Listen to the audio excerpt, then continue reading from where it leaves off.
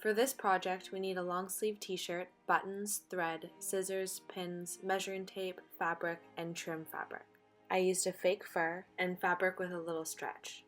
We're going to place the t-shirt on our fabric and trace around, leaving a seam allowance, cutting the back of the fabric. I traced out half and then folded it over and mirrored that piece. We're going to do the same for the arm, laying the arm out.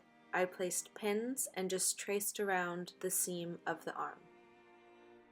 Again, folding it in half and then mirroring that shape. It doesn't have to be perfect, so if anything, leave a little more fabric and we can alter this later. Now we're going to take the back piece that we just created, fold it in half, and use it to cut our front pieces. We're going to leave 4 centimeters extra on the front side, and then we're going to cut in on the side about 2 centimeters. And then we're going to cut a mirror image of this piece, so placing right sides together when we cut. And here are the pieces of our pattern. We're going to start by placing the shoulders and the sides together and pinning like this for both front pieces.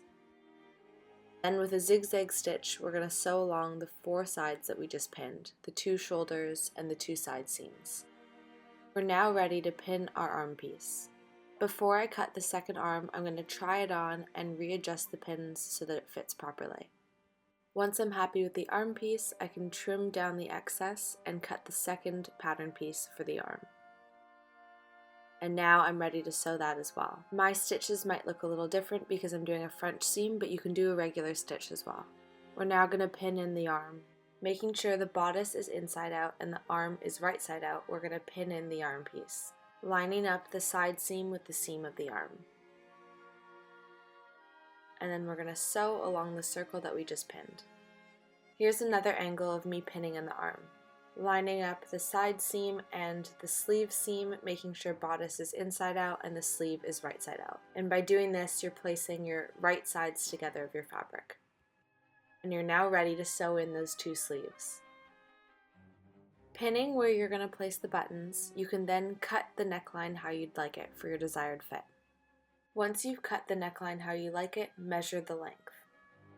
Measure the desired width of your trim, the circumference of your sleeve, and the length of the cuffs. Using these measurements, we're now ready to cut our 3 pieces for the trim. The long rectangle is going to be the trim around the neck, and the other 2 rectangles are going to be the cuff pieces. I'm now going to cut 2 long rectangles that are going to be the length of the front of the cardigan that are going to be used to place the buttons and the buttonholes. You're now going to place those 2 pieces right sides together on the front of the cardigan and pin them down. We're going to sew with a straight stitch along where we just pinned. We're now going to fold over, tucking the seam allowance inside and pin through the seam, making sure to catch the fabric on the back. We're going to continue this technique for both pieces all the way down the front of the cardigan. And then we're going to sew along right where we just pinned. We're going to sew this with a straight stitch right in between the 2 layers, making sure again to catch the fabric on the back. Now moving to the trim, we're going to take our longest rectangle, folding it over right sides together and sew the 2 ends. And we're going to trim away the excess. Placing the right side of the fur to the wrong side of our neckline, we're going to pin the trim along the neckline. Because we sewed the 2 edges, we created a bit of a pocket, but we're going to deal with the other side in the next step. You're now going to sew along where you just pinned. We're going to use the same technique that we used for the button plackets by folding it over, tucking in the seam allowance, and pinning through the 2 layers of fabric.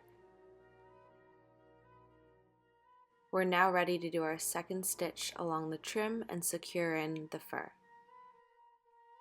During this stitch, make sure that all of the extra fabric is tucked away inside. Moving to the 2 cuff pieces, we're going to fold them in half, right sides together, and sew along the side.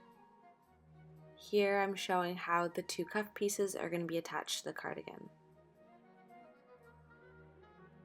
You're going to pin the cuffs onto the sleeves. And for both pieces, we're going to just sew along where we pinned. Flipping the sleeves inside out, we're going to tuck in half the cuff, which we're then going to hand stitch. So with a hand needle, we're going to poke in through the seam and make sure we're catching the cuff on the other side.